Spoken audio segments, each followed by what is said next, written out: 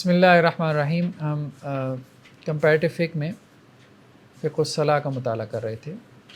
کتاب الصلاح کا کتاب الصلاح جو ہے وہ اس میں کافی طویل ترین کتاب ہے، یعنی چیپٹر ہے.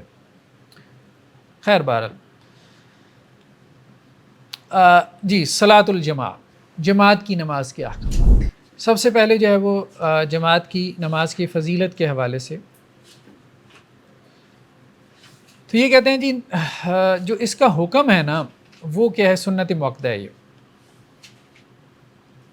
یہ ویسے میجورٹی کی رائے ہے، سب اس کو سنت موقدہ نہیں کہتے، ٹھیک ہے. احناف کے نزدیک یہ سنت موقدہ ہے، حنابلہ کے نزدیک فرض عین ہے. حنابلہ کے نزدیک یہ فرض عین ہے، شوافی کے نزدیک فرض کفایہ ہے.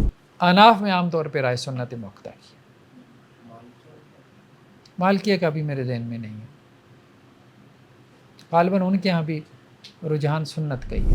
حضرت عبداللہ ابن عمر سے ہے رضی اللہ عنہما کہ آپ صلی اللہ علیہ وسلم نے فرمایا جماعت کی جو نماز ہے وہ اکیلے کی نماز سے 27 گنا زیادہ بہتر ہے، یعنی اس کا جو ثواب ہے وہ 27 ٹائمز زیادہ ہے. حضرت ابو ہریرہ سے ہے کہ آدمی کی نماز جماعت کے ساتھ 27 یا 25 گنا زیادہ ثواب رکھتی ہے بنسبت اس کی اس نماز کے جو وہ گھر میں پڑھتا ہے یا اپنی بازار میں پڑھتا ہے. کیونکہ حدیث میں آتا ہے کہ جب بندے نے وضو کیا، اچھے سے وضو کیا، پھر وہ مسجد کی طرف گیا اور صرف نماز پڑھنے کے لیے گیا مسجد، ٹھیک ہے، چندہ بندہ مانگنے کے لیے نہیں گیا اور بھی تو ہو سکتے ہیں نا مطلب اس کے، ٹھیک ہے. تو جب وہ ایک قدم جو ہے وہ بھرتا ہے یا ایک قدم رکھتا ہے تو اس کا ایک درجہ بلند کر دیا جاتا ہے. یعنی مسجد کی طرف جو اس کا قدم بڑھتا ہے تو ہر قدم کے اوپر اس کا ایک درجہ بلند ہوتا ہے اور ایک گناہ معاف ہوتا ہے. درجہ ظاہری بات ہے آخرت میں درجات کے اعتبار سے انسانوں کو ٹریٹ کیا جائے گا نا. نہیں، جنت کا درجہ تو بات نہیں ہو رہی، انسانوں میں بھی تو درجات ہیں نا. جیسے قرآن کہتا ہے صحابہ کے بارے میں کہ وہ کیا ہیں، ان کے درجات ہیں، ان میں بھی گریڈز ہیں. تو سب ایک گریڈ میں تو نہیں ہوں گے نا. ٹھیک ہے، بڑے بڑے grade A B C D ہے، لیکن کیا B کے اندر آگے نہیں ہے؟ آگے بھی بہت سے گریڈز ہیں. ایک ایک نمبر سے فرق پڑے گا، ٹھیک ہے، پوائنٹ سے فرق پڑے گا، ٹھیک ہے. تو یہ ہاں انسانوں کے گریڈز، تو آخر میں گریڈیشن ہوگی نا.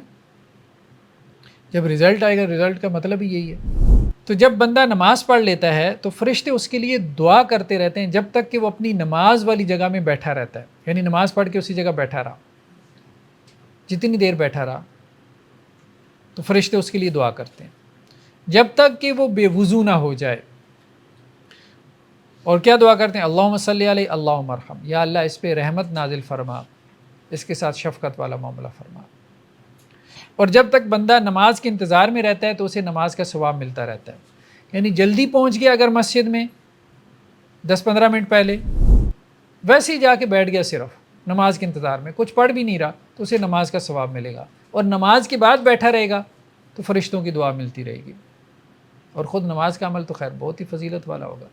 تو نماز سے پہلے اور نماز کے بعد بیٹھنا بہت فضیلت والی بات ہے. انہی سے روایت ہے، یعنی حضرت ابو ہریرہ سے، کہ ایک نابینا شخص اللہ کے رسول صلی اللہ علیہ وسلم کے پاس آئے، ابن ام مکتوم. تو انہوں نے کہا اللہ کے رسول صلی اللہ علیہ وسلم میرا کوئی قائد نہیں ہے، مطلب کوئی لیڈ کرنے والا، کوئی رہنما جو مجھے مسجد میں لا سکے. تو اللہ کے رسول صلی اللہ علیہ وسلم سے انہوں نے اجازت چاہی کہ مجھے گھر میں نماز پڑھنے کی اجازت دیں.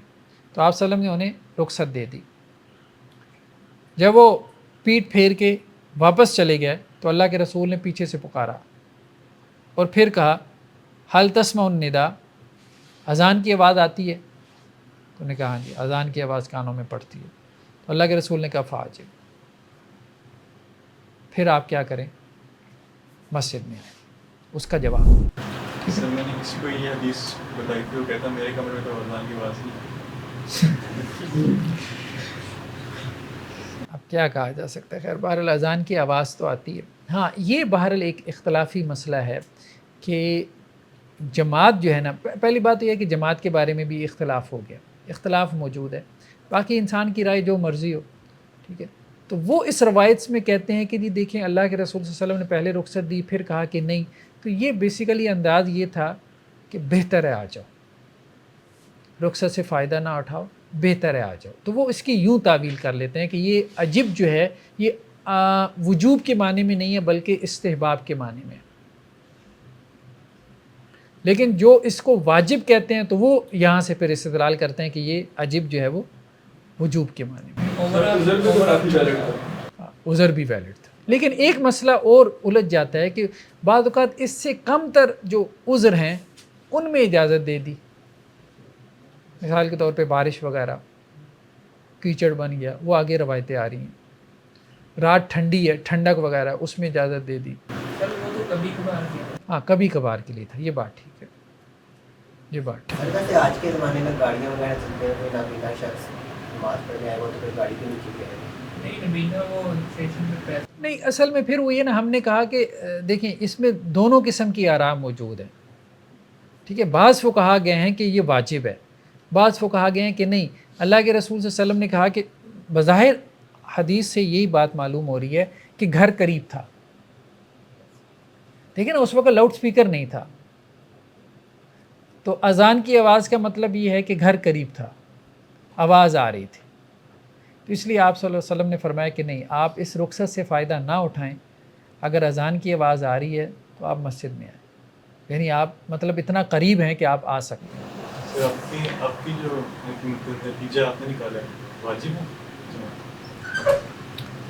دیکھیں بات یہ میرے خیال میں نا، اس کو ہم فقہی بحث میں نہ لے کے جائیں. میں نے تو یہ نتیجہ نکالا ہے، اس کو فقہی بحث میں نہ لے کے جائیں. حدیثیں جس طرح سے سمجھ آ رہی ہیں نا، بس اس سے ایک جو کیفیت پیدا ہو رہی ہے نا، بس اس کے اوپر بندہ باقی. بہت ساری جگہوں میں نا ہمیں فقہی قول کی طرف نہیں جانا چاہیے. حدیثیں پڑھیں اور اس کے بعد ایک کیفیت اندر پیدا ہو رہی ہے، بس ٹھیک ہے. وہ کیفیت کیا ہے، بس اس کے مطابق عمل کریں. جو پوچھے اس کو حدیثیں سنا دیں، اس کو حدیثیں سنا دیں بس. وہ جو سینس پیدا ہو رہی ہے، بس وہ جو ایک کیفیت پیدا ہو رہی ہے. حضرت ابو ہریرہ سے روایت ہے کہ اللہ کے رسول صلی اللہ علیہ وسلم نے فرمایا کہ قسم ہے اس ذات کی جس کے ہاتھ میں میری جان ہے کہ میں نے ارادہ کیا کہ میں کسی کو کہوں کہ لکڑیاں جمع کرے، پھر میں حکم دوں کسی شخص کو کہ وہ میری جگہ آ کے امامت کروائے، پھر میں ان لوگوں کے گھروں میں جاؤں، یعنی جو جماعت سے پیچھے رہ جاتے ہیں، اور ان کے گھروں کو جلا دوں. اب جو تو واجب وجوب کے قائل ہیں نا، وہ یہ کہتے ہیں کہ جی یہاں سے دیکھو اب اس سے بڑھ کے کیا بات ہوگی. اور جو کہتے ہیں سنت، وہ کیا کہتے ہیں؟ وہ کہتے ہیں جلایا تو نہیں.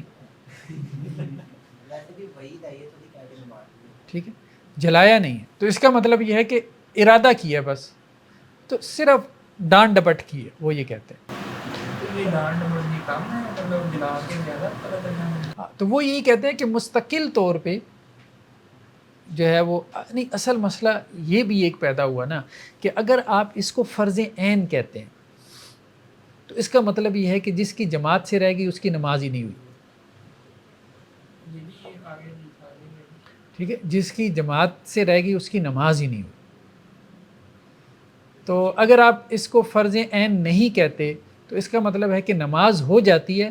آپ یہ کہہ سکتے ہیں ثواب تو ظاہری بات ہے اس کا کم ہے، اس میں تو کوئی شک نہیں، ثواب تو کم ہے. تو جو لوگ یہ کہتے ہیں نا کہ فرض عین ہے، پھر ان کے نزدیک نماز نہیں ہوتی، اس کی اکیلے کی نماز نہیں ہوتی. جی ہاں، کرے گا تو پورا ہوگا. ہاں تو ہاں امام شافعی نے کہا کہ فرض کفایہ ہے. وہ انہوں نے کہا کہ جی چلیں جماعت ہو گئی ہے محلے میں تو فرض ادا ہو گیا. فرض کفایہ کا کانسیپٹ یہی ہے نا. اب اگر آپ کی رہ بھی گئی ہے تو کوئی حرج نہیں، آپ اکیلے میں پڑھ لیں. ٹھیک ہے، فرض عین کہہ رہے ہیں عورتوں کے لیے فرض عین نہیں مردوں کے لیے. تو حنابلہ میں موقف ہے فرض عین کا، شوافی میں فرض کفایہ کا، اناف میں سنت موقتہ کا. اصل میں پھر وہی بات ہے کہ ہم فقہی بحث سے نکل جائیں. یہ تو جو انہوں نے استعمال کی بات نکل کر صحابہ پر آ گیا نا، ان کے کیا بات پھر وہی ہے نا کہ کیا ہم فقہی زبان میں سمجھنا چاہتے ہیں یا ہم ان کے عمل سے سمجھنا چاہتے ہیں. اگر عمل سے سمجھنا چاہتے ہیں تو وہ حدیثیں آگے آ رہی ہیں. صحابہ کے عمل؟ ہاں بالکل آ رہی ہیں. حضرت عبداللہ بن مسعود رضی اللہ عنہ سے روایت ہے کہ جس کو یہ چیز پسند ہو کہ وہ اللہ سے ملاقات کرے اسلام کی حالت میں، تو وہ کیا کرے؟ اپنی نمازوں کی حفاظت کرے. کہاں؟ جہاں اذان کی آواز آتی ہے، یعنی مسجد میں جا کے. کیونکہ اللہ سبحانہ و تعالیٰ نے تمہارے نبی کی جو سنت ہے اس کو تمہارے لیے کیا کیا ہے؟ قابل اتباع بنایا. اور یہ سنن الہدا میں سے ہے، یعنی مسجد میں نماز پڑھنا کیا ہے؟ سنن الہدا میں سے ہے، ہدایت یافتہ، یعنی ایسی سنتوں میں سے ہے کہ جن پہ چلنا ہدایت کا باعث ہے. اور اگر تم نے گھروں میں نماز پڑھی جیسا کہ وہ فلاں شخص گھر میں نماز پڑھ لیتا ہے تو تم نے اپنے نبی کی سنت کو ترک کر دیا. لَتَرَکْتُمْ سُنَّتَ نبی. اچھا اس میں تو کوئی اختلاف نہیں کہ سنت کو ترک کر رہے ہیں، یہ تو کوئی اصل مسئلہ یہ ہے کہ وہ فرض کو ترک کر رہا ہے، اختلاف اس میں ہوا ہے. ٹھیک ہے. اور اگر تم نے اپنے نبی کی سنت کو ترک کر دیا تو تم گمراہ ہو جاؤ گے. اور ہمارے وقتوں میں کیا ہوتا تھا کہ جماعت سے وہی شخص پیچھے رہتا تھا کہ جو معلوم منافق ہوتا تھا. بلکہ ایک شخص اگر دو لوگوں کے کندھوں کے درمیان چلتا ہوا مسجد میں آ سکتا تو وہ بھی آنے کی کوشش کرتا تھا، یعنی نبی کریم صلی اللہ علیہ وسلم کے زمانے میں. جی سنت کو ترک کر کے اگر گمراہی ہو گئی. دیکھیں نا، ایک ہے اجتماعی سنت یعنی جماعت ہی ترک ہو جائے، اور ایک ہے کہ ایک فرد کسی سنت کو ترک کر رہا ہے. دونوں میں فرق ہے نا. یعنی معاشرہ ہی جماعت چھوڑ دے، جماعت کے ساتھ نماز ہونا ہی بند ہو جائے، ٹھیک ہے. اور ایک یہ ہے کہ ایک فرد جماعت کے ساتھ نہیں پڑھا. دونوں معاملات میں فرق ہے. سنت موقدہ ہر صورت میں گمراہی نہیں ہوتی، سنت کا ترک ہر صورت میں گمراہی نہیں ہوتا. بعض صورتوں میں گمراہی ہوتا ہے، بعض صورتوں میں نہیں ہوتا. ٹھیک ہے، یہ ایک اصولی بات ہے، کب ہوتا ہے کب نہیں ہوتا. سر اگر بالکل بھی بے نمازی ہے اور اس کو نماز کی طرف لے کے آئیں، اس کو آخری بات بتا دیں کہ سب سے پہلے یہی ہے کہ نماز میں آپ نے واجبات پڑھنی ہے، لیکن اس کو شروع کرانے کے لیے اس طرح بتا ہاں، شروع کروانے کے لیے کسی کو کوئی نماز نہیں پڑھ رہا تو آپ اس کو کہہ سکتے ہیں کہ بھائی گھر میں پڑھ لیا کرو، ہاسٹل میں ہو تو اپنے کمرے میں پڑھ لیا کرو. ٹھیک ہے، عادت ڈالنے کے لیے. نہ پڑھنے سے تو بہتر ہے کہ پڑھ لیں. یہ بات تو ٹھیک ہے، لیکن جماعت کی جو اہمیت آ رہی ہے نا ان حدیثوں میں، تو وہ بہرحال سامنے ہونی چاہیے. ایک اور روایت میں حضرت ابو درداء سے کہ 3 لوگ کسی بستی میں یا کسی صحرا میں نہیں ہیں، اگر تو وہ اکیلے اکیلے نماز پڑھیں گے تو شیطان ان کے اوپر غالب آ جائے گا. تو جنگل میں، بیابان میں، صحرا وغیرہ میں 3 لوگ ہیں تو ان کے لیے جماعت کیا ہے؟ لازم ہے. کیونکہ بھیڑیا جو ہے وہ اکیلی بھیڑ کو، اکیلی بکری کو کھا جاتا ہے. نیکسٹ کیا ہے؟ یہ تو تھا یعنی جماعت کی نماز کی اہمیت. نیکسٹ کیا ہے کہ عورتیں بھی جماعت کی نماز میں حاضر ہو سکتی ہیں، لیکن ان کے لیے افضل یہ ہے کہ گھر میں نماز پڑھیں. حضرت عبداللہ بن عمر سے روایت ہے کہ آپ صلی اللہ علیہ وسلم نے فرمایا کہ اپنی عورتوں کو مسجد جانے سے مت روکو، اگرچہ ان کے گھر ان کے لیے زیادہ بہتر ہے.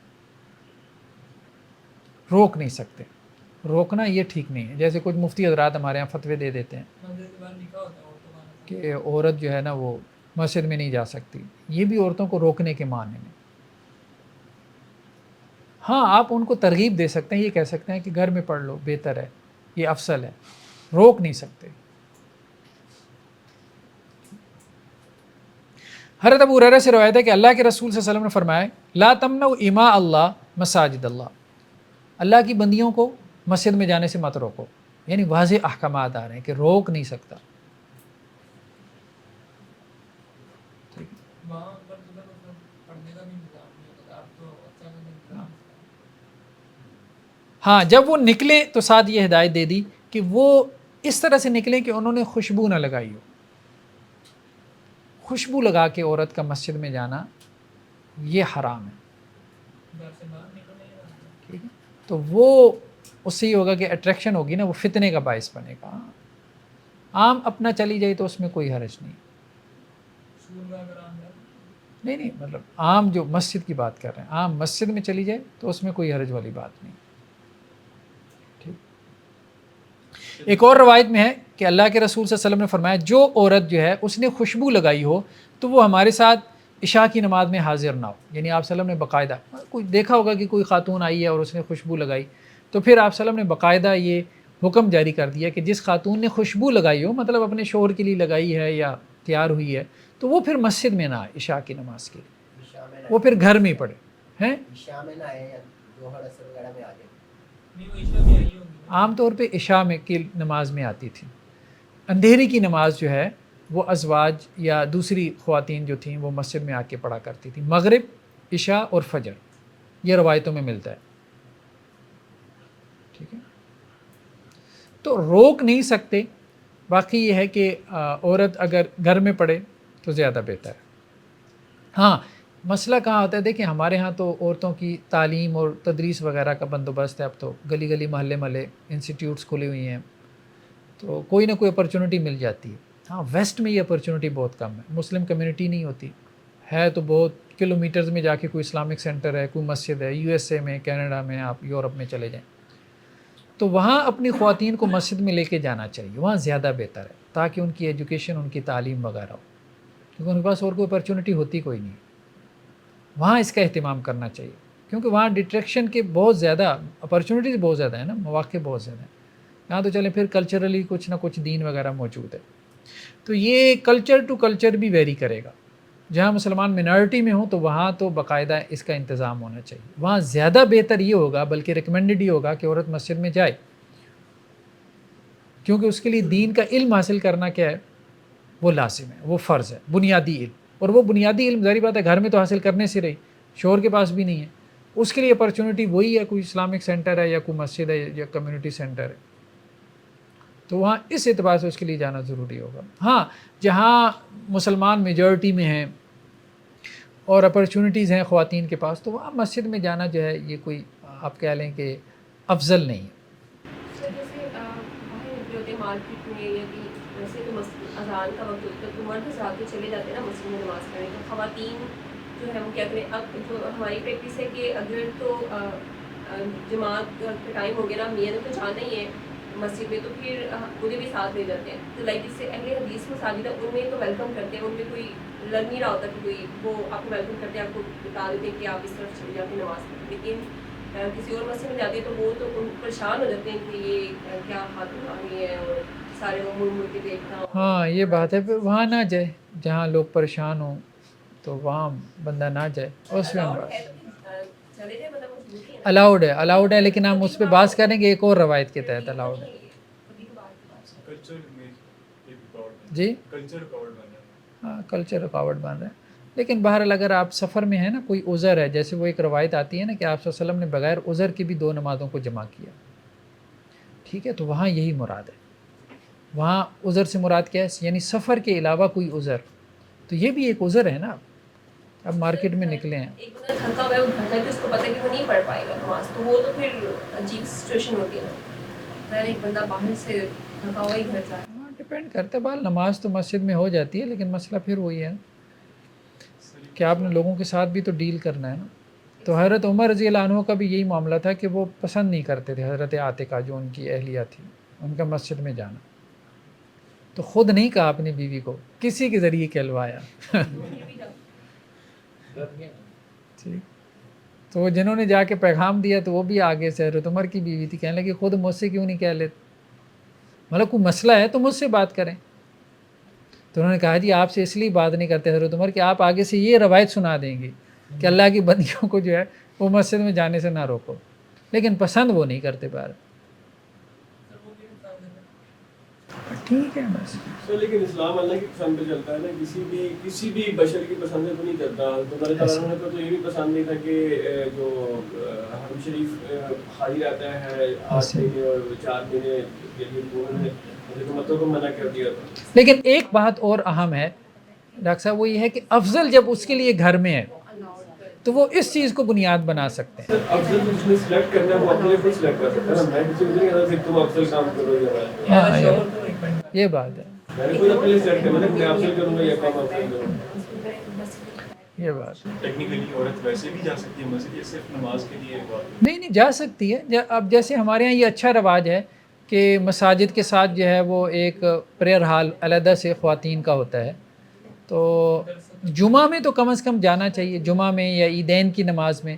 ہم تو معمول کی نمازوں کی بات کر رہے ہیں نا, تو معمول کی نمازوں میں جو ہے وہ مساجد دیکھیں, حرمین وہ تو ظاہری بات ہے وہاں آپ حج عمرے کے لیے جاتے ہیں, وہ تو ہے ہی ہے.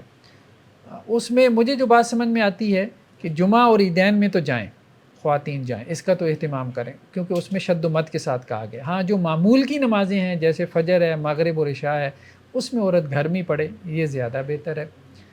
اور لیکن یہ ہے کہ جہاں ہم ادھر ہیں اپنا مطلب یورپ وغیرہ میں, یو ایس اے میں, کینیڈا وغیرہ میں, تو وہاں معمول کی نمازوں میں بھی عورتوں کو ساتھ مسجد لے کے جائیں. وہاں بڑی بری صورتحال ہے.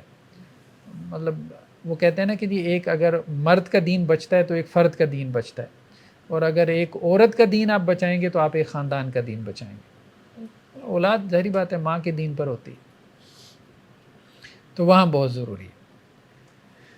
نیکسٹ کیا ہے ام حمید الساعدیہ سے, وہ یہ کہتی ہیں کہ وہ اللہ کے رسول صلی اللہ علیہ وسلم کے پاس آئیں اور کہنے لگی کہ اللہ کے رسول مجھے آپ کے ساتھ نماز پڑھنا بڑا محبوب ہے, یعنی مسجد نبوی میں. تو اللہ کے رسول نے کہا میرے علم میں ہے, لیکن ایک بات میں آپ کو کہوں گا کہ آپ کی جو گھر میں نماز ہے نا وہ آپ کی محلے کی مسجد سے بہتر ہے, اور آپ کی محلے کی مسجد میں جو نماز ہے نا وہ کسی بڑی جامع مسجد میں نماز سے بہتر ہے. تو بہتر ہے آپ گھر میں نماز, مطلب اللہ کے رسول نے ان کو یہی رغبت دلائی. روکا بھی نہیں ہے, مطلب روکا بھی نہیں ہے کہ دروازہ کھلا رہے, کیونکہ اگر روک دیتے نا تو پھر ابھی جو مفتی حضرات روک رہے ہیں تو وہ اور زیادہ شیر ہو جاتے. کہیں کہیں دروازہ کھولنا پڑنا تھا اور وہاں ضرورت بھی تھی. ٹھیک ہے, بہرحال عورت مسجد میں جا سکتی ہے, بس بات یہ ہے کہ جا سکتی ہے, کوئی حرج والی بات نہیں. نیکسٹ کیا ہے استحباب الصلاۃ فی المسجد العبد, دور کی مسجد میں نماز پڑھنا یہ مستحب ہے.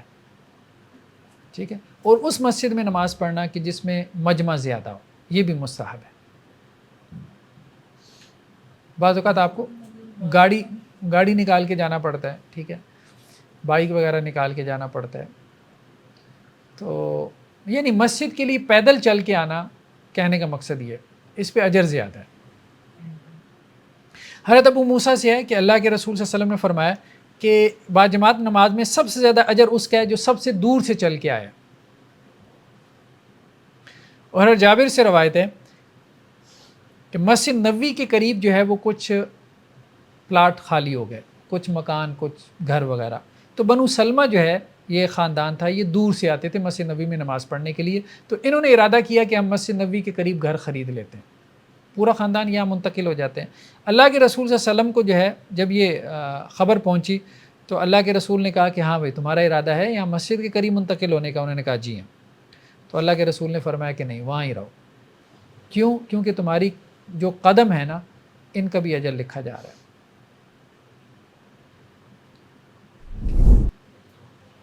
کہنے کا مقصد یہ ہے کہ اتنی بڑی بات ہے مسجد میں نماز پڑھنے کے لیے پیدل چل کے آنا, کہ اس کے لیے اللہ کے رسول نے کہا کہ اگر دور سے آ رہے ہو نا, اگر یہ مشقت اٹھا سکتے ہو تو اس کا اجر بہت بڑا ہے, اس کو ضائع نہ کرو, اس اجر کو ضائع نہ کرو مسجد کے قریب آ کے. سواری پہ آئیں گے تو وہ نہیں ملے گا؟ نہیں, وہ بھی ملے گا, ظاہری بات ہے, تردد تو بڑھ جاتا ہے انسان کا, مشقت اور تردد بڑھ جاتا ہے. سواری میں ہر قدم پر کیا جی ہر کلومیٹر پر مل جائے. آپ ہر پہیے کے حساب سے کر لیں نا. جی جی اللہ کے یہاں اجر کی کمی نہیں ہے. حضرت ابی بن کعب سے ہے کہ اللہ کے رسول صلی اللہ علیہ وسلم نے فرمایا کہ اکیلے آدمی کی نماز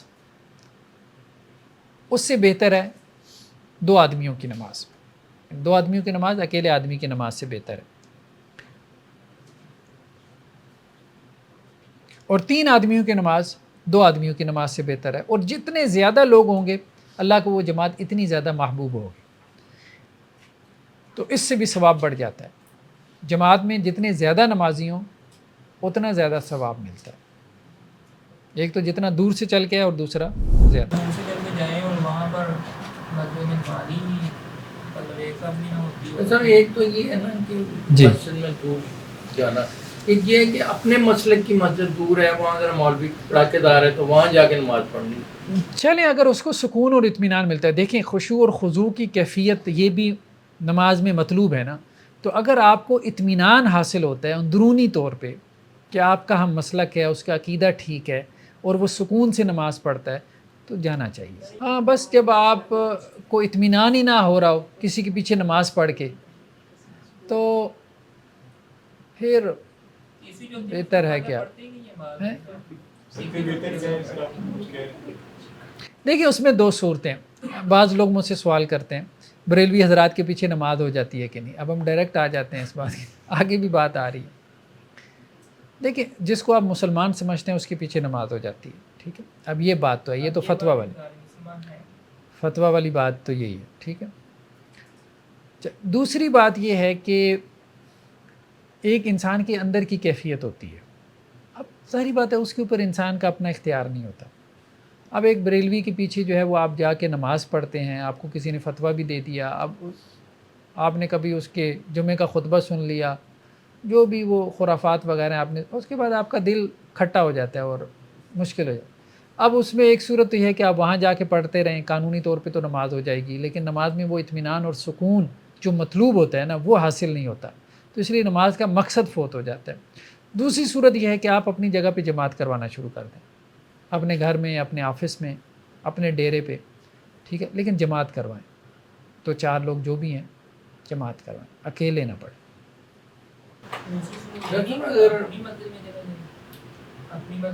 بعض اوقات یہ ہوتا ہے کہ وہ مسجد اویلیبل ہے نہیں ہے، قریب میں اتنے قریب نہیں ہوتی، ٹھیک ہے.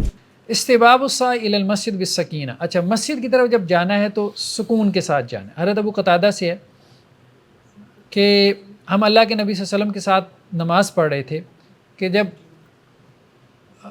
لوگوں کی جو ہے نا وہ شور و غوغا، آوازیں آنا شروع ہو گئیں. جب اللہ کے رسول صلی اللہ علیہ وسلم نے نماز مکمل کر لی تو کہا کہ کیا معاملہ ہے؟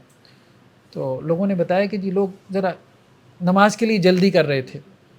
تو اللہ کے رسول نے کہا کہ نہیں ایسا نہیں کرو، جب تم نماز کے لیے آؤ فعلیکم السکینہ، سکون اور اطمینان اور وقار کے ساتھ آؤ. یعنی دوڑ نہ لگا دو نا، جیسے وہ لوگ دیکھتے ہیں نا امام صاحب رکوع میں ہیں دوڑ لگا دیتے ہیں، مطلب ہم نے رکعت جو ہے وہ پانی ہے، تو یہ نہیں کرے، ٹھیک ہے.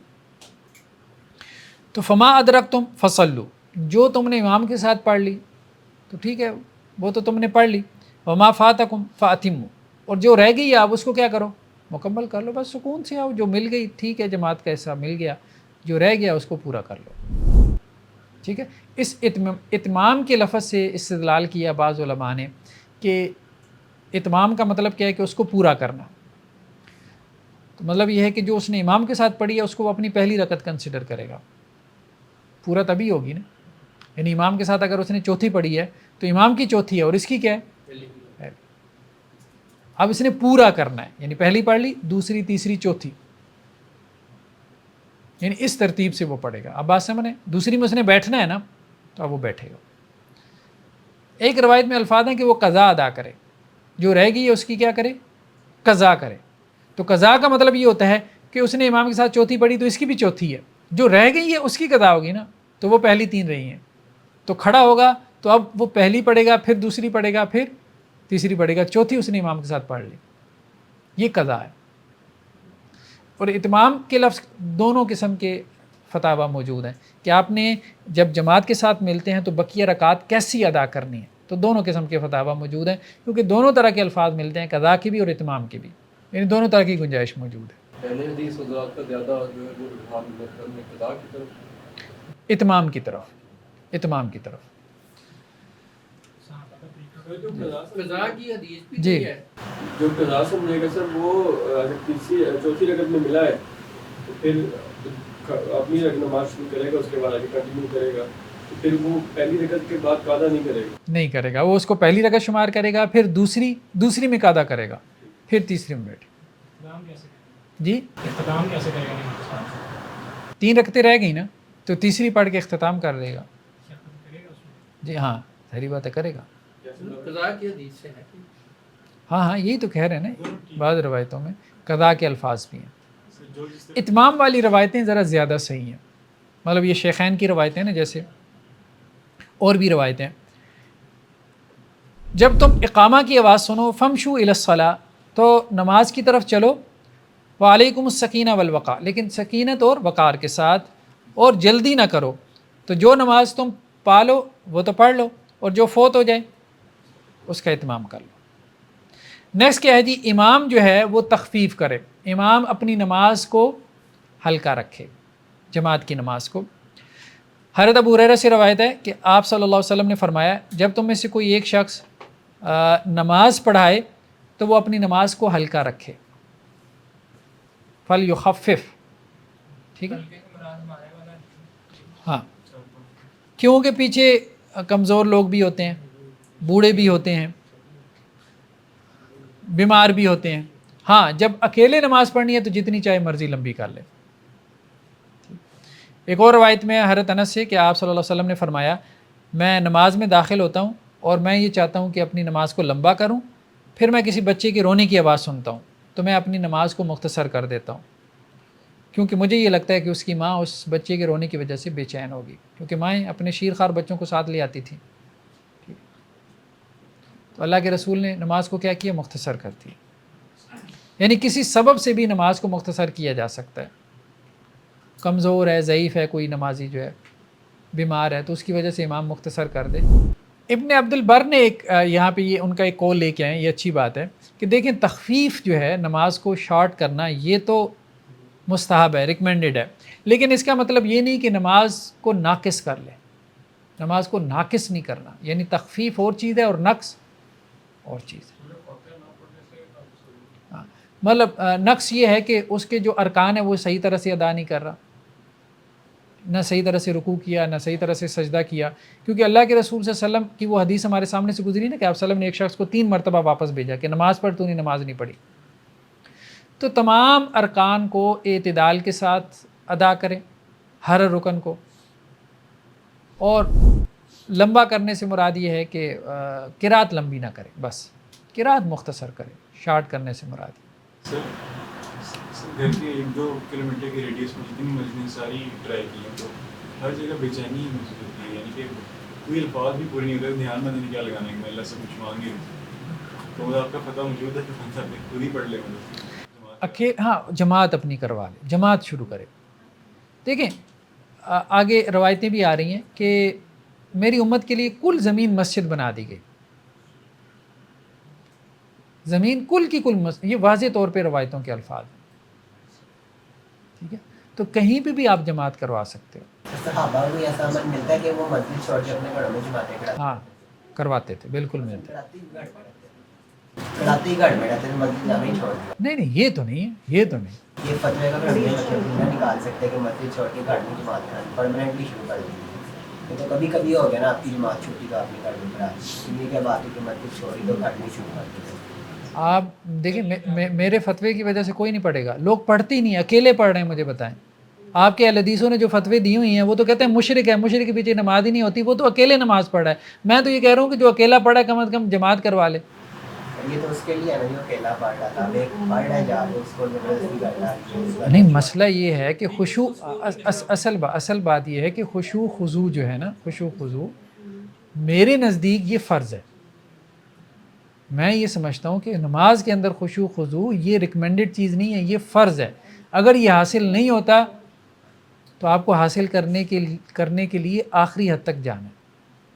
سر میں آپ کا فتویٰ کو مس یوز نہیں کرنے جا رہا, مطلب میں واقعی میں ایسا محسوس ہوتا ہے بعض کا تو اتنا چڑھ جاتا ہوں کہ نماز کے بعد بددعائیں آتی ہیں دل میں کہ اس کو بددعا دیں. نہیں دیکھیں وہ ظاہری بات ہے کہ مجھے اس اندازہ ہے اس کیفیت کا, مجھے اندازہ ہے کیونکہ میں تو بریلویوں کی مسجد میں جاتا رہا ہوں اور یہی کہتا رہا ہوں کہ بھائی جانا چاہیے, قانونی طور پہ اس میں کوئی حرج والی بات نہیں ہے, لیکن بندہ اندر سے اتنی تنگی محسوس کرتا ہے بعض اوقات, ٹھیک ہے. ایسی خرافات اور ایسی باتیں جب آپ کو, ظاہری بات ہے جب آپ نے دین کا علم پڑھا اور آپ کو پتہ ہو کہ بھائی یہ سب بکواسیات ہے, تو بندہ کتنا بے چین ہو جاتا ہے. یا تو وہاں لڑائی جھگڑا ڈالے گا یا پھر خاموش رہے گا تو اندر سے سڑے گا.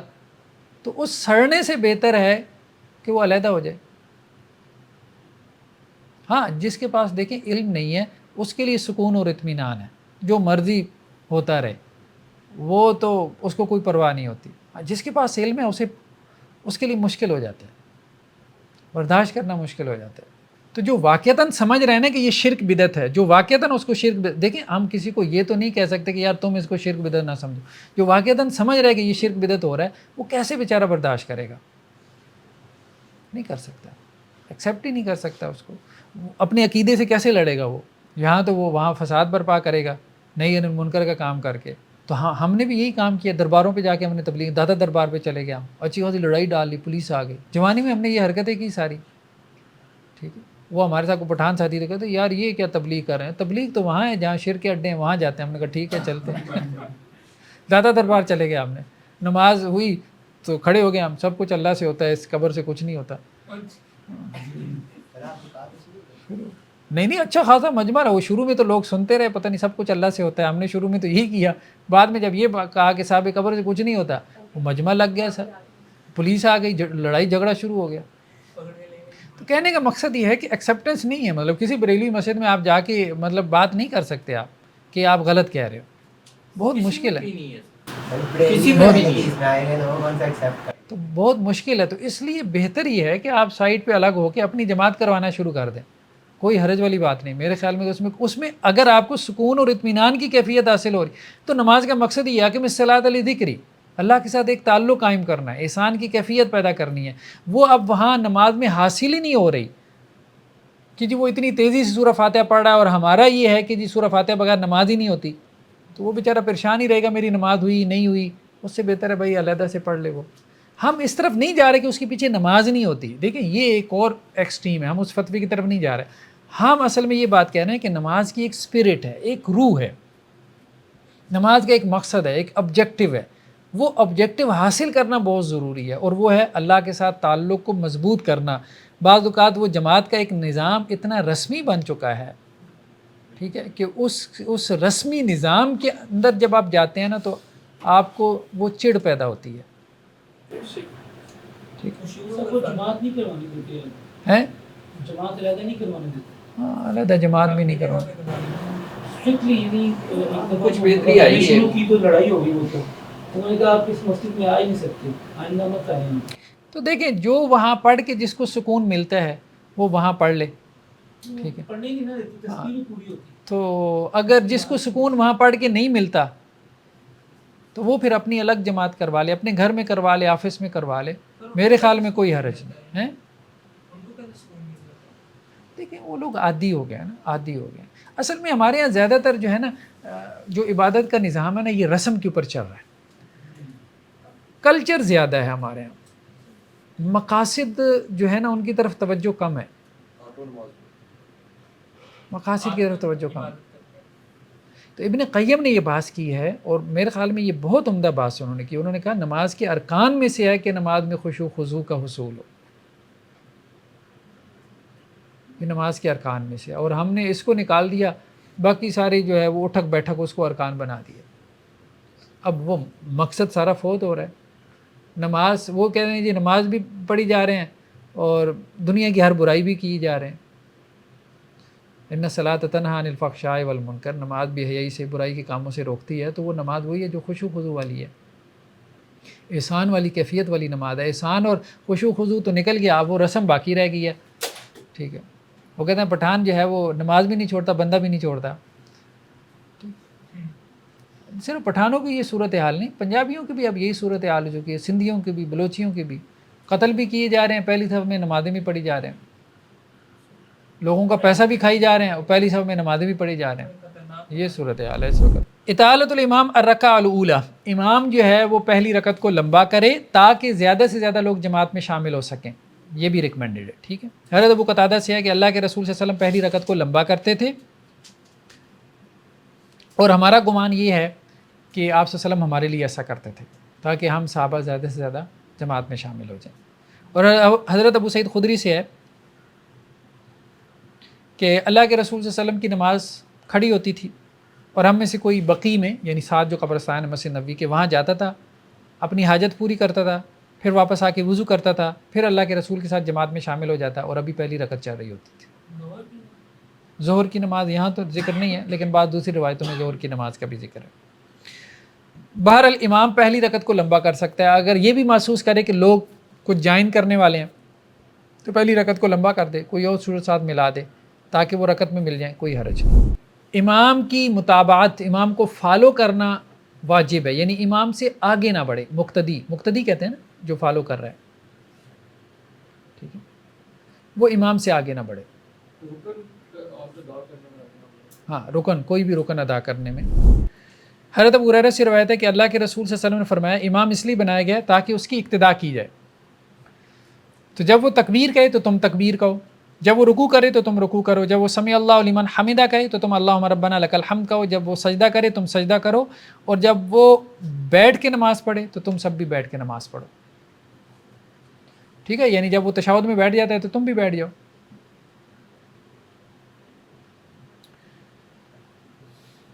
ایک اور روایت میں ہے کہ امام اس لیے بنایا گیا تاکہ اس کی اقتداء کی جائے، جب وہ تکبیر کہے تو تم تکبیر کہو، اور اس کی تکبیر سے پہلے تکبیر نہ کہو، یعنی اس کے اللہ اکبر کہنے سے پہلے اللہ اکبر نہ کہو، اور اس کے رکوع کرنے سے پہلے رکوع نہ کرو، اور اس کے سجدہ کرنے سے پہلے سجدہ نہ کرو۔ ایک اور روایت میں ہے کہ اللہ کے رسول نے فرمایا کیا تم میں سے کسی ایک کو ڈر نہیں لگتا کہ وہ امام سے پہلے سجدے سے اپنا سر اٹھا لے اور اللہ تعالیٰ اس کا سر جو ہے وہ گدھے کی طرح کر دے، ٹھیک ہے، یعنی اس سے ڈرنا چاہیے۔ جو لوگ امام سے پہلے سجدے سے سر اٹھا لیتے ہیں، تو امام سے پہلے سجدے میں چلے جانا بعض لوگوں کی عادت ہوتی ہے، دیکھیں سلام تو امام کے ساتھ ہی پھیرنا ہے، آگے تو نکل ہی نہیں نہ سکتا، کیسے آگے نکلے گا؟ تو بہتر ہے یار اتنی جلدی مچانے کی کیا فائدہ ہے؟ تلاوت ختم ہو رہی ہوتی ہاں، تو پہلے رکوع میں چلے بھی جائیں، پہلے سجدے میں چلے بھی جائیں، تو ایک ساتھ ہی نماز سے نکلنا ہے آپ نے، تو اس لیے بہتر ہے صبر سے اس کے پیچھے پیچھے ہی رہیں۔ سر ایک بات ہے جی سر، میں ہماری قوم کی طبیعت کے اندر یہ چیز آ گئی ہے، جیسے اشارے کے اندر بھی وہ ایک دم پہلے چلے جائیں گے لیکن آگے تو سلو سلو جا رہے ہیں۔ ہاں، طبیعت میں آ گئی، طبیعت میں غفلت ہے، بس توجہ نہیں ہے، بے توجہی بڑھ گئی ہے۔ بلکہ یہاں یہ روایت ہے حضرت براء بن عازب سے کہ ہم اللہ کے رسول صلی اللہ علیہ وسلم کے ساتھ نماز پڑھتے تھے، اور جب آپ سمیع اللہ لمن حمدہ کہتے تھے تو ہم جھکنا شروع نہیں کرتے تھے اس وقت تک جب تک کہ آپ کی پیشانی زمین پہ نہیں ٹک جاتی تھی، یعنی صحابہ سارے سیدھے کھڑے ہیں، اللہ کے رسول سجدے میں چلے گئے ہیں، پیشانی زمین پہ رکھ دی ہے، پھر جھکنا شروع کرتے تھے، یعنی اتنا فالو کرنا تھا کہ اللہ کے رسول اگلے رکن میں چلے گئے تو پھر، لیکن ٹھیک ہے اگر امام آپ سے آگے ہے تو مطلب اس میں کوئی حرج والی بات نہیں ہے، آپ اگر پیچھے پیچھے ہیں، لیکن صحیح سنت طریقہ تو یہ ہے کہ امام اگلے رکن میں چلا جائے اور پھر آپ اس کے بعد جو ہے وہ دوسرے رکن میں جانے کے لیے اپنا پوزیشن تبدیل کریں۔ امام کو ڈر ہے کہ مقتدی میرے ساتھ ہی جو ہے وہ اوپر تبدیل کر لے گا، شاید وہ جلدی کر لے تو وہ پھر تکبیر تھوڑا سا لیٹ کہتے ہیں، بالکل ایسے ہی ہے، لیکن بعض لوگ تو تکبیر سے زیادہ آپ کی حرکت دیکھ رہے ہوتے ہیں مطلب آپ تکبیر بعد میں بھی کہیں، وہ آپ کی حرکت کی وجہ سے پہلے جا پہنچتے ہیں۔ خیر بہرحال ضرورت ہے اس کی جو ہے نا بہت زیادہ اویئرنیس کی۔ امام کے ساتھ اکیلا آدمی اگر جو ہے وہ نماز پڑھے تو کس طرح سے پڑھے، یعنی دو لوگوں کی جماعت کیسے ہوگی؟ حضرت عبداللہ ابن عباس سے روایت ہے کہ میں نے اپنی خالہ ام المومنین میمونہ رضی اللہ عنہا کے ہاں رات گزاری، اور رات کو اللہ کے رسول تہجد کے لیے بیدار ہوئی ہے تو میں بھی آپ کے ساتھ بیدار ہو گیا، تو میں آپ کی بائیں طرف کھڑا ہو گیا، تو اللہ کے رسول نے میرے سر سے پکڑا اور مجھے اپنی دائیں طرف کھڑا کیا، تو مقتدی جو ہے وہ دائیں طرف کھڑا ہوگا، ٹھیک ہے، اور ساتھ ہی کھڑا ہوگا۔ یہ جو ہے نا کہ امام سے پیچھے کھڑا ہو، ایسی کوئی بات روایتوں میں نہیں ملتی، امام کے ساتھ کھڑا ہوگا لیکن دائیں طرف ہوگا، ایک ہوگا، دو ہوں گے تو وہ پیچھے کھڑے ہوں گے۔ حضرت ابو سعید خدری سے ہے کہ ایک آدمی جو ہے وہ مسجد میں داخل ہوا اور اللہ کے رسول نماز پڑھ چکے تھے، یعنی صحابہ کے ساتھ، تو اللہ کے رسول نے کہا کہ کون ہے جو اس پہ صدقہ کرے گا اور اس کے ساتھ نماز پڑھے گا؟ تو ایک آدمی کھڑے ہوئے اور انہوں نے اس کے ساتھ نماز پڑھی، یعنی آپ نے اگر اپنی نماز پڑھ لی ہے جماعت کے ساتھ، کوئی اور بندہ آتا ہے تو آپ اس کے ساتھ دوبارہ نماز پڑھ سکتے ہیں، آپ کے نفل ہو جائیں گے اور اس کے فرض ہوں گے، اس کو جماعت مل جائے گی۔ اس سے پتہ چلتا ہے کہ اصل چیز جماعت ہے، اصل چیز کیا ہے؟ جماعت ہے. وہ جماعت بھلے آپ کو ایک آدمی کے ساتھ جو ہے وہ حاصل ہو جائے. اسلام نے اس پہ زور دیا. ہاں بعض ائمہ اس طرف چلے گئے کہ نہیں جماعت کے ساتھ مسجد میں جماعت یہ ضروری ہے. بعض اس طرف بھی گئے, یہ رائے بھی ہے. لیکن مجھے یہ لگتا ہے کہ نہیں, اصل میں اگر آپ یہ کہیں نا کہ فرض کیا چیز ہے تو فرض جماعت ہے. فرض چیز جماعت ہے. مسجد کی جماعت فرض نہیں ہے, جماعت فرض ہے. وہ آپ کو مسجد میں حاصل ہو تو یہ زیادہ بہتر ہے. ہاں یہ بات ٹھیک ہے کہ مسجد کی جماعت کی جو فضیلت ہے وہ دوسری جگہ کی جماعت کی فضیلت نہیں ہے. سر اگر کوئی بندہ باہر ہے مصروف اور عصر کے ٹائم اس کو وقت ملا, اس کی ظہر عصر دونوں رہتی ہیں, تو عصر کی جماعت ہو رہی ہے, وہ پہلے اب ظہر پڑھ لیں گے پیچھے, یہ ممکن؟ ہاں آگے آ رہی ہے بات, بالکل ممکن ہے. ابن ابی شیبہ کی روایت میں کہ یہ صاحب حضرت ابو بکر صدیق رضی اللہ عنہ تھے کہ اللہ کے رسول نے کہا نا صدقہ کرو, یعنی صدقہ کے ثواب ملے گا. اگر آپ کسی کے ساتھ جماعت کروا دیتے ہیں تو آپ کو صدقے کا ثواب ملے گا, بھلے آپ نے اپنی نماز پڑھ لی ہو. ٹھیک ہے, تو مطلب یہ ہے کہ جماعت کروا دینی چاہیے تاکہ کوئی اکیلا نماز نہ پڑھے. اکیلا بھی بندہ مل جائے اس کو ساتھ ملا کے نماز پڑھ لیں, جماعت کروا لیں. بھلے اس نے پڑھ لی اس کو ساتھ ملا لیں, دوبارہ پڑھ لیں, لیکن پڑھے جماعت کے ساتھ. امام احمد نے اس سے یہ مسئلہ اخذ کیا ہے کہ ایک مسجد میں 2 جماعتیں ہو سکتی ہیں. ٹھیک ہے. دوسرے کہتے ہیں امام مالک اور امام شافعی کہ نہیں یہ بہتر نہیں ہے, مطلب وہ پھر انتظامی اعتبار سے اور کچھ اس پہلو سے بھی کہ جی لوگ نہ پھر 2 جماعتیں کروانا شروع ہو جائیں گے. بہرحال دوسری جماعت ہو سکتی ہے, اس میں کوئی حرج نہیں. ہاں مستقل نہیں ہونا چاہیے, یہ بات ٹھیک ہے کہ اگر مستقل عادت ہی بن جائے کہ جی روزانہ فجر کی 2 نمازیں ہو رہی ہیں, یہ غلط ہے, یہ غلط ہے. کبھی کبھار ایسا ہو جائے تو کوئی حرج نہیں. امام جو ہے اس کی جگہ کوئی اور لے لے, یا آپ یوں کہہ لیں کہ امام ماموم بن جائے, مقتدی بن جائے, اس کا بھی جواز ہے. حضرت سہل بن سعد سے روایت ہے کہ اللہ کے رسول صلی اللہ علیہ وسلم بنو عمرو ابن عوف خاندان تھا, ان کی طرف گئے. ان کے لوگوں میں کوئی اختلاف تھا صلح کروانے کے لیے, تو آپ صلی اللہ علیہ وسلم کو دیر ہو گئی, نماز کا وقت ہو گیا. تو مؤذن حضرت ابو بکر کے پاس آئے اور کہنے لگے کہ جی اللہ کے رسول تو گئے ہیں, آپ لیٹ ہو جائیں گے, نماز کا وقت ہو گیا, تو ابو بکر آپ نماز کروائیں. تو حضرت ابو بکر نے بھی کہا چلو ٹھیک ہے میں کروا دیتا ہوں. تو حضرت ابو بکر نے جو ہے وہ نماز شروع کروا دی, جو بھی لوگ اس وقت موجود تھے. اسی دوران میں اللہ کے رسول صلی اللہ علیہ وسلم آ گئے. ٹھیک ہے, اب لوگوں نے پیچھے سے کیا کیا, تالی پیٹنا شروع کر دی حضرت ابو بکر کو متوجہ کرنے کے لیے کہ اللہ کے رسول آ گئے.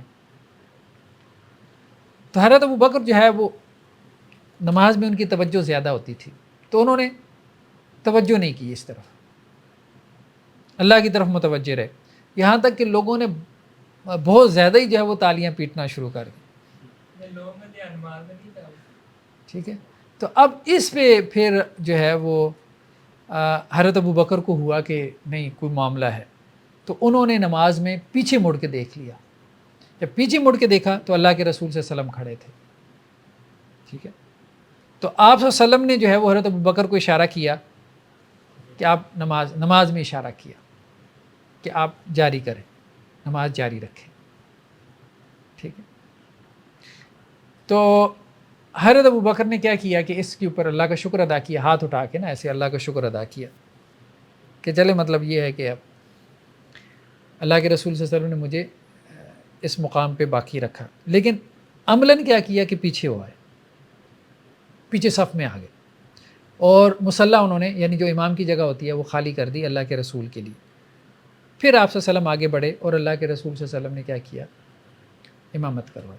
دیکھیں لیکن یہ بات جو ہے نا, یہ اللہ کے رسول جیسے امام کے لیے ہے. اب ایسا نہیں ہے کہ کسی مسجد کا امام وہ لیٹ ہو اور کوئی جماعت کروا رہا ہو پیچھے سے کہ وہ لیٹ ہو گیا, اب وہ امام آ جائے تو وہ جو ہے نا وہ پیچھے ہو جائے اور اس کو حضرت کو جگہ دیں, جی پیر مرشد صاحب ہمارے پیچھے نماز پڑھیں گے. اوہو توبہ توبہ استغفار ہیں, گستاخی ہو جائے گی, ہم اپنے اس کو نہیں ہے. اللہ کے رسول صلی اللہ علیہ وسلم کا مقام مرتبہ اپنی جگہ، بلکہ اللہ کے رسول نے تو حضرت ابو بکر کو بھی یہی کہا نا کہ آپ جاری رکھیں، وہ تو ان کا دل نہیں مانا نا، تو آپ صلی اللہ علیہ وسلم نے پوچھا بھی پھر بعد میں کہ ابو بکر کس چیز نے آپ کو منع کیا تھا جب میں نے آپ کو حکم دیا کہ آپ نماز جاری رکھیں؟ تو انہوں نے کہا اللہ کے رسول مجھے یہ اچھا نہیں لگا کہ میں آپ کو نماز کروں۔ پھر اللہ کے رسول نے کہا بھئی کیا معاملہ ہے کہ تم نے اتنی تالیاں کیوں بجائیں؟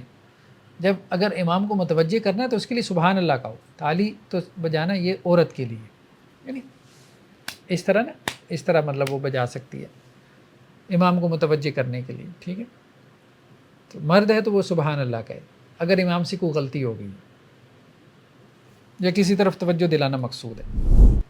ہاں یہ ہو سکتا ہے کہ کوئی ایسی مجبوری ہو جس میں امام جو ہے بیمار پڑ گیا، ٹھیک ہے، یا اس کا وضو ٹوٹ گیا، یہ عذر ایسا ہے کہ جس میں آپ کہہ سکتے ہیں کہ وہ پیچھے ہو جائے اور مقتدی اس کی جگہ لے لے اور امام وہاں سے نکل جائے اور جا کے اپنا وضو وغیرہ کرے۔ جی ہاں، بعض اوقات انسان کو چکر آ جاتے ہیں کھڑے ہوتے ہوتے کمزوری کی وجہ سے، تو وہ ٹھیک ہے، وہ اپنی جگہ پھر چھوڑ دیں اور اپنی جگہ کسی مقتدی کو کھڑا کرتے اور وہ وہیں سے نماز کو سٹارٹ کر لے، کوئی حرج نہیں۔ سر یہ جو عورت کو الٹے ہاتھ سے تعلیم ہے، یہ جب گھر میں بھی ہو جس طرح بچے وغیرہ پاس ہوتے ہیں تو مطلب کوئی ایسے ہوتے ہو یا اسی طرح متوجہ کیا جائے گا تعلیم سے کہ ہلکا سا جس طرح ٹیپنگ ہوتا ہے سے؟ نہیں، کسی طرح سے بھی متوجہ کیا جا سکتا ہے، یہ تو صرف نماز کی بات ہے۔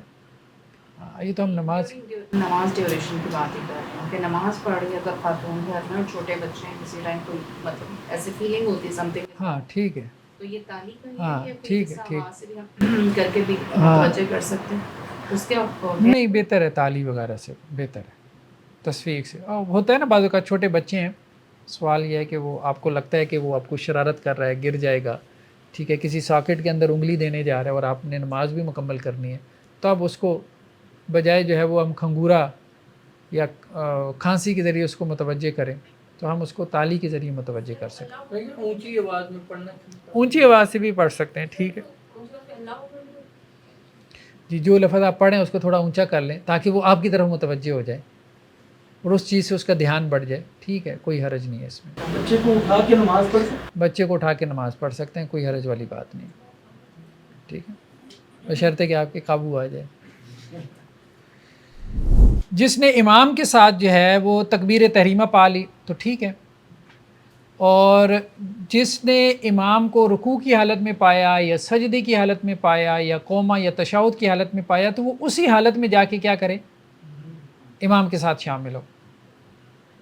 بعض لوگ کیا کرتے ہیں کہ جی امام تو سجدے میں چلا گیا تو اب وہ کیا کرتے ہیں رکوع میں جا کے قوما کر کے پھر سجدے میں چلے جاتے ہیں، ہماری رکعت کاؤنٹ ہو جائے۔ ایسے نہیں رکعت کاؤنٹ ہوتی، ٹھیک ہے، امام سجدے میں ہے تو آپ ڈائریکٹ سجدے میں جائیں، امام رکوع میں ہے تو رکوع میں جائیں، امام تشہد میں ہے تو ڈائریکٹ تشہد میں، یعنی ایک تو تکبیر تحریمہ کی اللہ اکبر کہنی ہے نا، اور ایک رکوع میں جانے کی یا سجدے میں جانے کی، ٹھیک ہے، 2 مرتبہ آپ اللہ اکبر کہیں گے۔ سر اگر اس پہ مطلب کا معاملہ ہے کہ وہ رکوع میں یا سجدے میں تو وہ جو بندہ آیا ہے لیٹ آ گیا تو وہ تھوڑا ویٹ نہیں کر سکتا کہ وہ جب اگلی رکعت شروع ہو تو تب شروع کر لے، ساتھ رہے کہ وہ سجدے میں ہی شامل ہو؟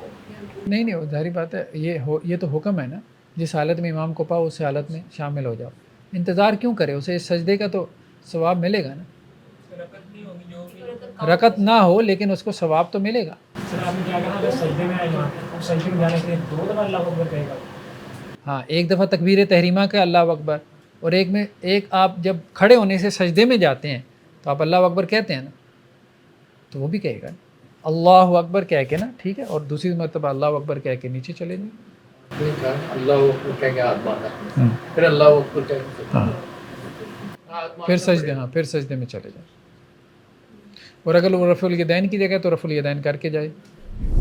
نیکسٹ کیا ہے جی، حضرت ابو ہریرہ سے روایت ہے کہ اللہ کے رسول نے کہا جب تم نماز کے لیے آؤ اور ہم سجدے کی حالت میں ہوں تو سجدہ کرو اور اس سجدے کو شمار نہ کرو، یعنی رکعت شمار نہ کرو، اور جس نے رکوع پا لیا تو اس نے رکعت پا لی، جس نے رکوع پا لیا تو اس نے رکعت پا لی۔ بعض نے ترجمہ یہ بھی کیا کہ جس نے رکعت پا لی اس نے نماز پا لی، یہ بھی ٹھیک ہے ترجمہ، جس کو ایک رکعت مل گئی اس کو جماعت کی نماز مل گئی، اور جس کو رکوع مل گیا اس کو رکعت مل گئی، یہ بھی ترجمہ کیا گیا اس کا۔ دونوں ترجمے. تو سجدے کو شمار نہیں کرنا لیکن رکوع کو آپ شمار کر سکتے ہیں. فائنل بات یہ ہے رکوع مل گیا تو پھر اختلافی مسئلہ ہے لیکن مجھے یہی بات سمجھ میں آتی ہے کہ رکوع ملنے سے رکعت مل جاتی ہے. ہاں مدرک رکوع کہتے ہیں جس نے رکوع پا لیا، ادراک سے ہے نا. تو جس نے رکوع پا لیا اس نے رکعت پا لی. باجماعت نماز سے پیچھے رہنے کا عذر کیا ہے؟ یعنی کن عذر کی وجہ سے آپ باجماعت نماز سے پیچھے رہ سکتے ہیں؟ نمبر 1 ٹھنڈک یا بارش. ٹھنڈک 1 ہے اور بارش 2 ہے. ٹھنڈ کی وجہ سے آپ جماعت کی نماز چھوڑ سکتے ہیں انتہائی سردی کی وجہ سے یا بارش کی وجہ سے. حضرت عبداللہ بن عمر سے ہے اللہ کے نبی صلی اللہ علیہ وسلم سے کہ جو اذان کہنے والا تھا وہ نماز کے لیے اذان کہتا تھا اور یہ کہتا تھا اپنے گھروں پہ نماز پڑھ لو. یعنی باقاعدہ اذان میں یہ الفاظ ہوتے تھے اپنے گھروں پہ نماز پڑھو. کب؟ فی لیلۃ الباردہ، جب رات بہت ٹھنڈی ہوتی تھی یا پھر رات بارش والی ہوتی تھی، اور یہ سفر میں ہوتا تھا. ہر جابر سے ہے کہ ہم اللہ کے رسول صلی اللہ علیہ وسلم کے ساتھ سفر میں ہوتے تھے اور بارش ہو جاتی تھی تو پھر اللہ کے رسول کہتے تھے کہ جو تم میں سے اپنی مقام پہ نماز پڑھنا چاہتا ہے پڑھ لے. سفر میں اور اس کے علاوہ بھی مقیم بھی ہو. لیکن روایتیں جو ظاہری بات ہے جس طرح سے روایت ہے تو اسی طرح سے ہی نقل ہونی ہے نا. روایت میں سفر کا ذکر ہے تو اس کا مطلب ہے سفر کا ذکر ہے. مطلب جو خیمے لگاتے تھے سارے لوگ تو ایک قافلہ ہوتا تھا نا، تو قافلے میں ہر ایک نے اپنا خیمہ لگایا ہوا ہے اپنی سواری کے ساتھ. حضرت عبداللہ بن عباس سے ہے کہ وہ بارش والے دن اپنے مؤذن سے کہتے تھے کہ جب تم یہ کہو اشہد ان محمد رسول اللہ تو اس کے بعد یہ مت کہو حی علی الصلاۃ، بلکہ کیا کہو صلوا فی بیوتکم، گھروں میں نماز پڑھو. تو لوگوں کو یہ بڑا تعجب ہوا کہ یہ کیا بات ہوئی. ٹھیک ہے، تو انہوں نے کہا بھائی تم تعجب کرتے ہو، حالانکہ یہ اس ہستی نے کیا جو مجھ سے بہت بہتر ہے، یعنی اللہ کے نبی صلی اللہ علیہ وسلم. بے شک جماعت یہ عظیمت کا کام ہے، لیکن مجھے یہ ناپسند ہے کہ تم لوگ جو ہے وہ مٹی میں اور کیچڑ میں پیدل چل کے مسجد میں آؤ. ایسی اذان میں حی علی الفلاح کہیں گے؟ جی ایسی اذان میں حی علی الفلاح کہیں گے؟ جب آپ نے ان کو گھر میں نماز پڑھوانی ہے تو پھر کیوں کہیں گے؟ پھر نہیں کہیں گے، پھر کہیں گے صلوا فی بیوتکم. حی علی الصلاح حی علی الفلاح کی جگہ کیا کہیں گے؟ صلوا فی بیوتکم 4 دفعہ. اپنے گھروں میں نماز پڑھو، گھروں میں نماز پڑھو. لیکن لوگوں کو پتہ ہی نہیں ہے، وہ ایک دفعہ تو چونک جائیں گے کہ یہ کوئی نیا فرقہ پیدا ہو گیا. خیریت ہے، آپ کی اذان چینج ہو گئی ہے. اوپر والی دو حدیث میں تو سفر کا ذکر ہے. جی جی حضرت ابن عباس والی میں جو ہے وہ سفر کا ذکر نہیں ہے، تو یہ مقیم کے لیے بھی ہے. مقیم کے لیے. ٹھیک ہے جی. اسی طرح بعض اہل علم نے کہا ہے کہ یہ ہے ٹھنڈک اور بارش کی بات اور سفر کی بات، لیکن اس کے علاوہ اگر عذر ہو جیسے جان کا خوف ہو بندے کو، ٹھیک ہے، گرمی کی شدت ہو، جان کا خوف ہو، ہاں گرمی کی شدت، موسم کی شدت اس میں آ گئی ہے، وہ سردی کے علاوہ گرمی کی بھی ہو سکتی ہے. ٹھیک ہے، بیماری بھی ہو سکتی ہے، بیماری بھی عذر ہے. تو کوئی بھی اس قسم کا عذر جس میں انسان کے لیے مشقت ہو، جیسے بارش میں مشقت ہے نا، اسی طرح سے جو ہے وہ موسم کی شدت میں مشقت ہے، اسی طرح بیماری میں ہے، سفر میں ہے، اور اسی طرح سے جان وغیرہ کا اگر خوف ہو. کورونا کا پرابلم آئی تھی، اب جیسے دیکھیں نا ہمارے ہاں یہ اب بعض جگہیں ایسی ہیں جہاں مسجد میں خودکش بم دھماکے وغیرہ ہوتے ہیں. اب ایریاز ہیں نا کچھ ایسے ہمارے ہاں جہاں کریٹیکل سچویشن ہو جاتی ہے، وہ جو گیپ نہ آ کے انہوں نے نماز پڑھائی. ٹھیک ہے، جان کے خوف کی وجہ سے. اب جیسے کرونا آ گیا تھا، کرونا میں آپ گھروں میں نماز پڑھ سکتے تھے، ٹھیک ہے، تو اگر حالات ایسے ہوں، جنگی حالات ہوں، تو اس میں کوئی بندہ جو ہے وہ گھر میں نماز پڑھے اس ڈر سے کہ جی کوئی صاحب اللہ کے پاس نہ پہنچا دیں، تو بہرحال ایک جواز نکلتا ہے، جواز نکلتا ہے. اچھا، ایک اور عذر کیا ہے؟ حضور الطعام، کھانا حاضر ہو جائے. ٹھیک ہے. اب دیکھیں نا یہ جو عذر ہیں تو اس کا مطلب یہ ہے کہ بندہ کسی عذر کی وجہ سے نماز چھوڑ سکتا ہے. اب یہ تو بہت معمولی عذر ہے نا. ہاں کھانا حاضر ہو جائے. حضرت عبداللہ ابن عمر سے ہے اذا کان احدکم علی الطعام، جب تم میں سے کوئی ایک بندہ کھانے کے اوپر بیٹھا ہو، یعنی یہ نہیں کھانے کے انتظار میں، کھانا سامنے آ جائے، تو پھر کیا کرے؟ پھر جلدی نہ کرے یہاں تک کہ اپنی حاجت پوری کر لے، یعنی کھانا کھا لے بھلے نماز کھڑی ہو جائے. ٹھیک ہے. اس کی وجہ یہ ہے کہ نماز میں بریانی کے بارے میں سوچتا رہے گا. یہ امام کے لیے بھی ہے یہ مقتدی؟ اچھا کچھ لوگوں نے یہ بھی تعویل کی کہ اس وقت تو کھانا کبھی کبھی ملتا تھا. یہ بھی ٹھیک ہے، اس لیے کہا گیا کہ نہیں ہے اب جب دن میں 4 مرتبہ کھانا ہے یا ہر وقت چرتے چکتے رہنا ہے. چائے کھانے میں چائے نہیں، اصل بات یہ ہے کہ اگر بھوک کی شدت ہے اور کھانا سامنے آ گیا اور آپ کو پتہ ہے کہ اگر میں نماز کی طرف جاؤں گا تو نماز میں کھانے کے بارے میں سوچتا رہوں گا، تو وہ جو ہم نے بات کی تھی نا کہ مقصود نماز کیا خشوع خضوع، وہ ختم ہو جائے، تو پھر بہتر ہے پہلے کھانا کھائے. اصل بات خشوع خضوع بہت ضروری ہے. نیکسٹ کیا ہے؟ مدافعۃ الاخبثین، 2 خبیث چیزیں مطلب پیشاب اور پاخانہ. ٹھیک ہے، گندی اور غلیظ چیزیں، تو ان کو روکی ہوئی نماز پڑھنا اس سے منع کیا گیا.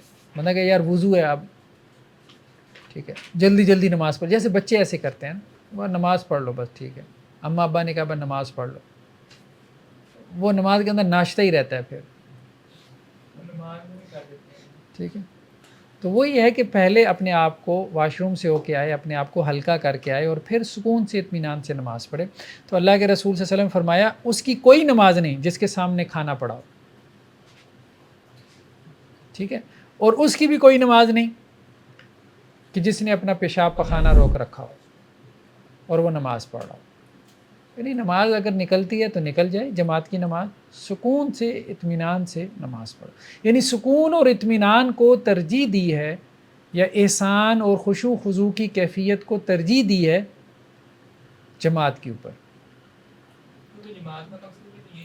اصل بات یہ ہے کہ ہم بعض اوقات نا قانونی جو اس کا ڈھانچہ ہوتا ہے نا اس پہ اتنی توجہ دے دیتے ہیں کہ عبادت کی روح فوت ہو جاتی ہے، کہ بس وہ کیلکولیٹر لے کے نا یہ پورے کرتے رہو، اسپرٹ ختم ہو جاتی ہے. تو وہ زندگی میں تبدیلی نہیں لاتی نماز.